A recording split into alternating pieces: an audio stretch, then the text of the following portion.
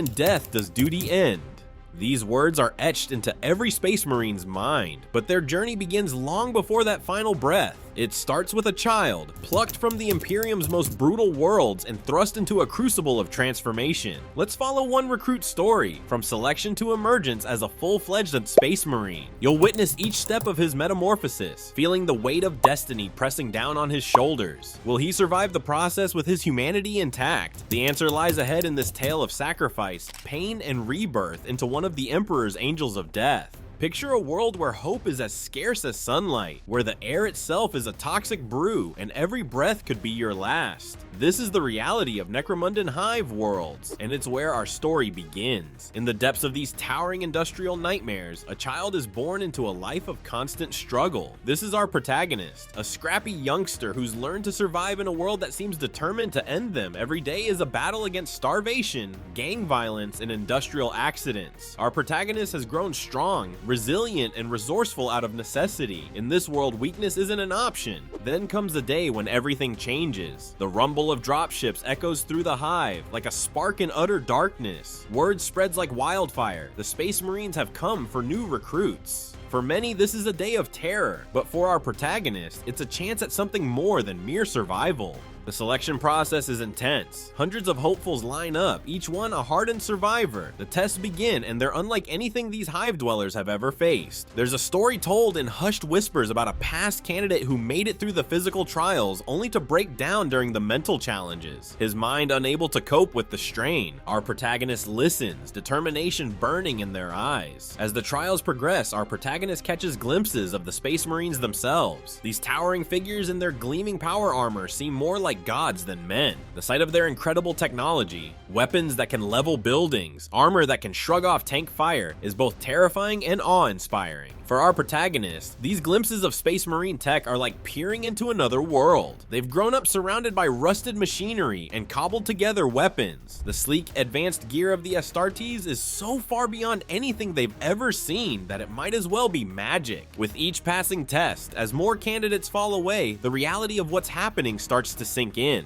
Our protagonist is being torn away from everything they've ever known. Friends, family, the harsh but familiar environment of the hive. All of it will soon be nothing but a memory. The psychological impact of this realization is immense. There's a mix of emotions, excitement at the possibility of a new life, fear of the unknown, and a deep aching sense of loss for everything being left behind. Our protagonist struggles with these feelings even as they continue to push through the trials. Finally, after what seems like an eternity of tests and challenges, it's over. Our protagonist, along with a handful of other survivors, has been chosen. They're ushered onto a massive dropship, its engines growling like some great beast. As the ship lifts off, our protagonist gets their last look at the hive world that's been their home. The towering spires, the acrid smoke, the countless lives struggling in the depths. All of it shrinks away as they ascend into the stars. As our protagonist steps into the fortress monastery, they're about to discover that the real transformation hasn't even begun. What turns a mere human into a superhuman? The answer lies in 19 organs that don't exist in nature, and each one comes with a price. Let's talk about Gene Seed, the miraculous substance at the heart of Space Marine creation. It's a complex set of genetic instructions created by the Emperor himself, using the DNA of the legendary Primarchs as a template. Imagine a biological blueprint for superhuman potential, waiting to be unlocked within our young recruit's body. As they enter the operating theater, it's clear this isn't your average hospital room. It's a high-tech lab meets medieval torture chamber, with an otherworldly scent lingering in the air. The recruit lies on the cold slab, wondering if this will be the moment their body rejects the Gene Seed, leaving them a mutated husk. The pain is beyond anything a normal human could endure. Every cell in the body is being ripped apart and reassembled. The Gene Seed rewrites the recruit's very DNA, triggering changes that would take millions of years of evolution to achieve naturally. Let's break down some of these incredible new organs. The secondary heart is like a turbocharged engine, keeping a Space Marine fighting even with their primary heart destroyed. The osmodula turns bones into an adamantium-like framework, while the oculobi enhances eyesight to cat-like levels of night vision. The Lyman's ear doesn't just improve hearing, it's like having an internal gyroscope, allowing Marines to perform acrobatic feats in heavy armor. And the Susan membrane, it's like having an internal cryo chamber, slowing metabolism to a crawl for surviving in space, or healing fatal injuries. But it's important to note that this process is brutal. It's a complete overhaul of body and mind, with training regimens that would kill a normal human and a diet more chemical than food. Not every recruit's body accepts the gene seed. Some die on the table, others become horribly mutated. These failures are dealt with. The Imperium can't afford loose ends. As our protagonist progresses, the changes become more pronounced. Their body grows larger, stronger, faster. Their mind sharpens. But with each change, a little bit of their humanity slips away. The person they were is dying, replaced by something immortal. The final and most crucial implant is the Black Carapace. It's the interface that allows a space marine to truly become one with their power armor. Picture a second skin of living synthetic material that hardwires the marine's nervous system directly into their armor. It's the difference between wearing a suit and becoming the suit. For our recruit, the Black Carapace implantation is a moment of truth. As the surgeons work, tension fills the air. This is where many aspiring Marines fail, their bodies rejecting this final, most alien addition. But as the last incision closes, there's a collective sigh of relief. The implantation is successful. Our protagonist has taken a massive step towards becoming a true Space Marine, but at what cost to their humanity? You thought the physical transformation was intense? Well, we're about to explore the most crucial part of creating a Space Marine, forging the warrior's psyche. It's time to dive into the realm of hypno-indoctrination and psychological conditioning. Our protagonist finds themselves in a dimly lit chamber, the air thick with incense and strange pulsing devices lining the walls. This is where the real transformation begins, not of the body, but of the mind. Let's start with hypno-indoctrination. Imagine your entire belief system, memories, and identity being stripped away and rewritten. Through advanced technology and arcane rituals, the chaplains and librarians of the chapter begin to reshape the recruit's psyche. The process starts with sensory deprivation. Our protagonist is submerged in a nutrient-rich fluid, cutting them off from all external stimuli. In this state of isolation, their mind becomes malleable, ready to be molded. It's like a blank canvas, waiting for the chapter's lore to be painted upon it in vivid, indelible strokes. As the hypno-indoctrination continues, our protagonist struggles to maintain a sense of self. Memories of their life before becoming a Space Marine begin to fade, replaced by a burning devotion to the Emperor and their chapter.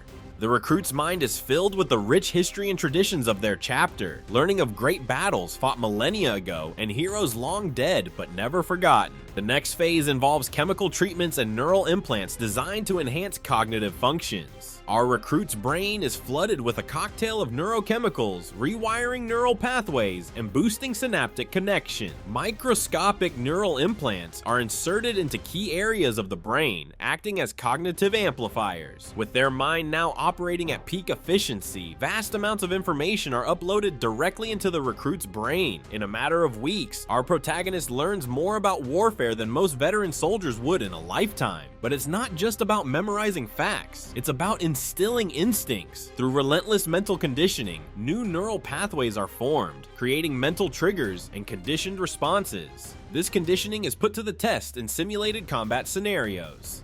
Our recruit faces down hordes of orcs, duels with traitorous Chaos Space Marines, and stands firm against the chitinous swarms of the Tyranids, all within the confines of their own mind. These simulations hone combat skills and desensitize the recruit to the horrors they'll face in real battle. As the final stages of psychological conditioning approach, our protagonist faces their greatest challenge yet. They're subjected to a grueling series of mental trials designed to test their new psyche to its limits. In one particularly harrowing test, our recruit is forced to choose between saving a group of civilians and completing a vital mission objective. With barely a moment's hesitation, our protagonist makes the choice that will haunt them for years to come. But it's the choice of a true Space Marine. Now that our recruit has endured the grueling physical and mental transformations, it's time to put all that superhuman potential to the test. Let's dive into the crucible where theory becomes reality and enhanced humans transform into true Space Marines. The Fortress Monastery's training grounds are a far cry from the sterile surgery chambers and hypno-indoctrination pods. Here, the air crackles with energy and the ground trembles with the impact of heavy weapons fire.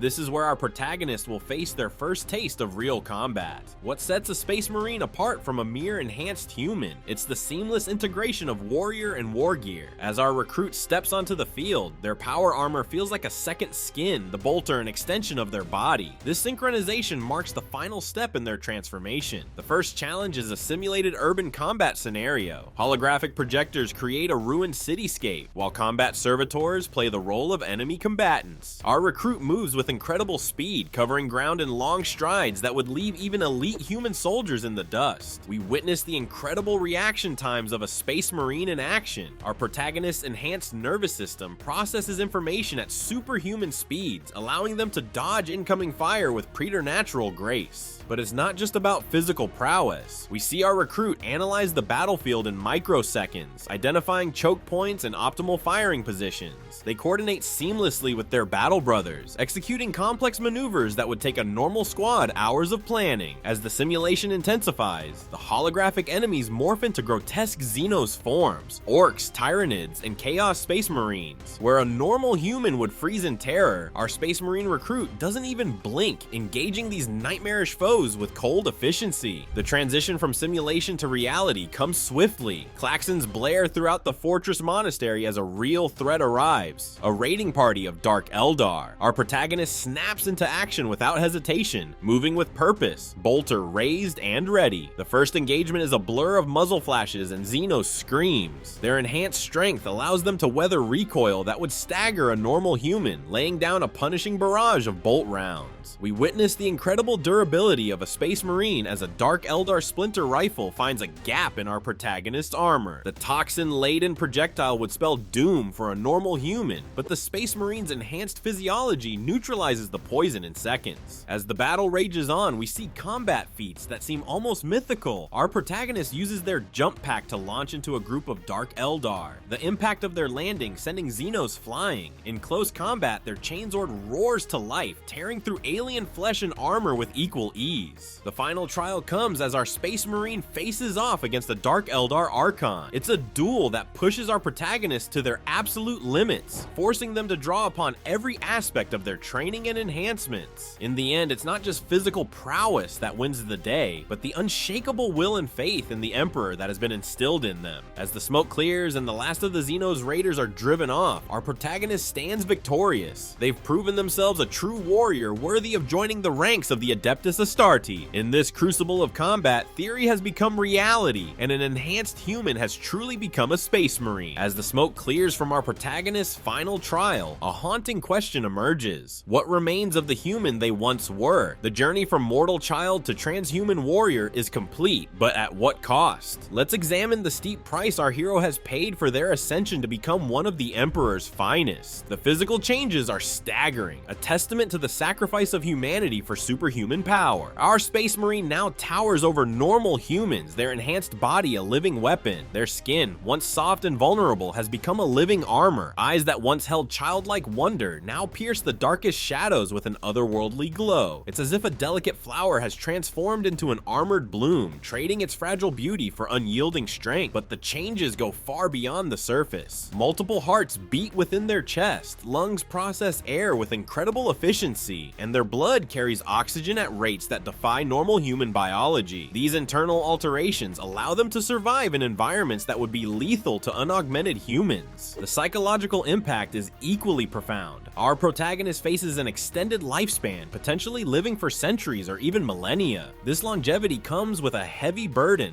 They'll watch generations of humans live and die, unable to form lasting connections outside their battle brothers. The constant warfare that defines a Space Marine's existence further isolates them from the very humanity they're sworn to protect. Consider the sacrifices made in terms of normal human experiences. Our Space Marine can no longer enjoy a shared meal with family. Their enhanced digestive system requires nutrient paste unpalatable to normal humans. The concept of romantic love or raising children is now alien, replaced by devotion to the Emperor in their chapter. Even sleep has been altered. The Susan membrane allows suspended animation, but it robs them of dreams comfort. Instead, they're rest is filled with combat simulations or hypno-indoctrination, further distancing them from their human origins. This struggle with transhuman nature isn't unique. Some chapters, like the Salamanders, strive to maintain connections with human populations. Others, like the Space Wolves, cling to rituals echoing their mortal origins. But even these attempts at preserving humanity are viewed through a transhuman lens. As our protagonist reflects on their transformation, they might recall the words of an ancient philosopher: "The ship of Theseus remains, but is it still the same ship?" For a Space Marine, this change is profound and irreversible. Mortal memories fade, replaced by crystal clear recollections of battles fought and brothers lost. Human fears and doubts have been burned away, leaving unshakable faith in the Emperor and their own abilities. But does this transformation mean the complete loss of humanity, or is it perhaps the ultimate expression of human potential? Our Space Marine must grapple with these questions as they stand on the precipice of their new existence. They're no longer bound by mortal limitations, but neither can they fully relate to their former kin. In the end, our protagonists must come to terms with their new identity. They're no longer just a child of their hive world, but a son of the Emperor himself. The sacrifices they've made, their mortality, their human connections, their very identity, are the price paid for the power to defend mankind against the horrors that threaten it.